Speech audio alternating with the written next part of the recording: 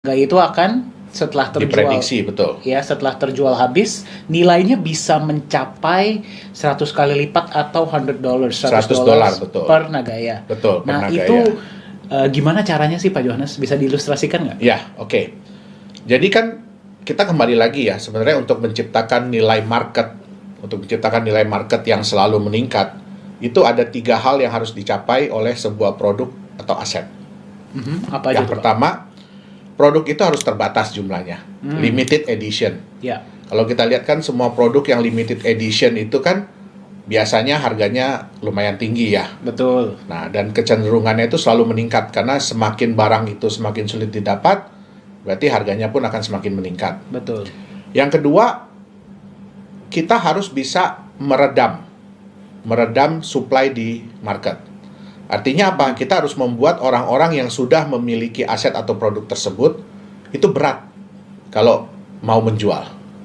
Jadi biasanya menjual itu karena sudah terpaksa atau karena memang ada tawaran yang luar biasa bagus. Betul. Kalau nggak bakal dilepas ya. Betul. Nah, yang ketiga, apa yang membuat orang yang belum punya itu ingin memiliki?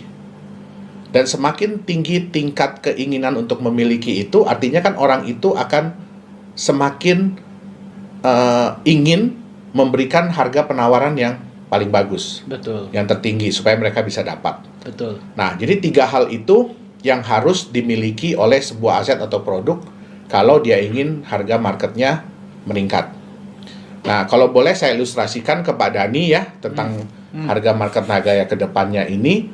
Nah, itu kita harus ilustrasi dengan sebuah kotak. Oke. Oke. Sebuah kotak nih ya. Ya. Ini contohnya dengan kotak ini.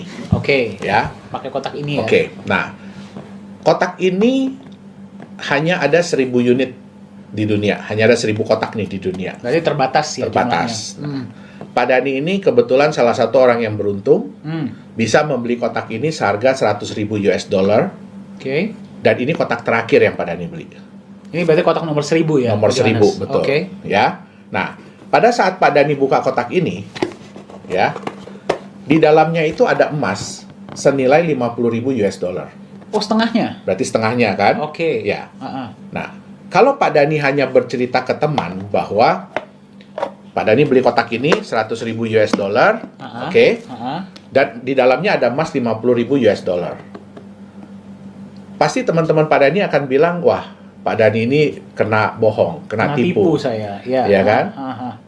Tapi bagaimana kalau bulan depan Pak Dhani buka kotak ini dan Pak Dhani lihat bahwa nilai emas di dalamnya itu bukan cuma nilai ya, tapi jumlah emasnya itu sudah bertambah. Sehingga sekarang nilai emas di dalamnya itu jadi $55,000. Oh, naik sendiri? Naik sendiri. Oke. Oke. Nah, kemudian bulan depannya lagi naik lagi. Ya, jadi $58,000. Dia naik sendiri ya? Iya. Oke. Bulan depannya lagi naik lagi jadi $60,000. Wow. Nah, kalau Pak Dhani menceritakan kotak ini kepada teman-teman, pasti mereka akan bilang hal yang berbeda kan. Pertama mereka bilang, oh Pak Dhani kena bohong, kena tipu. Pasti. Tapi setelah Pak Dhani cerita apa manfaat dari Pak Dhani punya kotak ini, yang mereka akan bilang apa? Wah, keren banget nih kotak. keren kan kotaknya ya? Iya. Bisa naik sendiri emasnya. Betul. Kira-kira mereka ingin nggak punya kotak yang sama dengan Pak Dhani? Pasti. Pasti mereka ingin punya kotak yang sama ya. Ya. Nah, terus kemudian mereka tanya dong ke Pak Dhani. Waktu itu beli kotak ini berapa ya harganya ya Pak Dhani? Ketika beli $100,000. $100,000, betul? Ya, Nah, betul. kira-kira nih, kalau ada teman Pak Dhani yang menawar $100,000 untuk kotak ini, kira-kira Pak Dhani mau nggak jual ke dia? Enggak lah, sayang banget. Iya kan? Iya. Kenapa? Padahal kan di dalamnya tadi emasnya mungkin baru $60,000. Tapi kan Pak Dhani melihat ada benefit Ya, atau nilai tambah dari kotak ini. betul. Betul nggak? Betul. Setiap bulannya emasnya bisa bertambah. Betul. Jadi yang dilihat adalah future, Future potential ya. potensi masa depan. Ya. Oke? Nah, mungkin nggak ada yang menawar 2 miliar? Mungkin aja. Mungkin. Kenapa? Karena dia melihat potensi masa depan. Ah. Itu yang pertama. Yang kedua, karena kotak ini udah nggak ada lagi yang jual. Perusahaan udah nggak jual lagi. Ya, ya. Jadi mau tidak mau dia harus berusaha untuk menawar kotak ini dari Pak Dhani. Ya. Atau dari 999 orang lain yang memang punya sudah kotak memiliki. ini. Ya kan? Nah, mungkin nggak ada yang nawar 5 miliar? Mungkin aja. Mungkin. Mungkin. Nah, inilah yang disebut dengan market value. Market value itu berarti value yang diberikan oleh Oleh pasar. pasar. Oke. Jadi mereka mau menilai berapa. Bukan hanya berdasarkan intrinsic value yang ada, tetapi berdasarkan dari future. Oke, Ya, berdasarkan dari potensi masa depan. Potensi masa depan, betul. Nah, itu dia yang harus dilihat. Oke? Nah, anggap pada ini misalkan sudah mau setuju ya, jual 5.000, mau jual 5 miliar. 5 miliar. Oke, sudah setuju mau jual 5 miliar. Terus Pak Dhani yang biasanya emas di dalam ini nambahnya mungkin hanya $5.000 per bulan. Ya, sebelum Pak Dhani bilang iya kepada orang tersebut yang mau beli, pas Pak Dhani buka, pas dilihat, kok sekarang nambahnya $10.000 ya? Sehari ini ya? Sebulan. Sebulan. Oke. Nah, biasanya kalau perusahaan menjalankan bisnis, menjalankan proyek, semakin lama biasanya profitnya semakin naik atau semakin turun? Semakin naik. Semakin naik kan? Artinya kalau sekarang sudah bisa nambah $10.000 per bulan nilai emasnya, kira-kira bulan depan bisa 10.000 lagi? Bisa aja. Bisa. Bisa aja lebih. Bisa aja lebih, betul. Nah, dengan begini, Pak Dhani jadi kepikiran lagi kan? Lepas nggak ya 5 miliar tadi?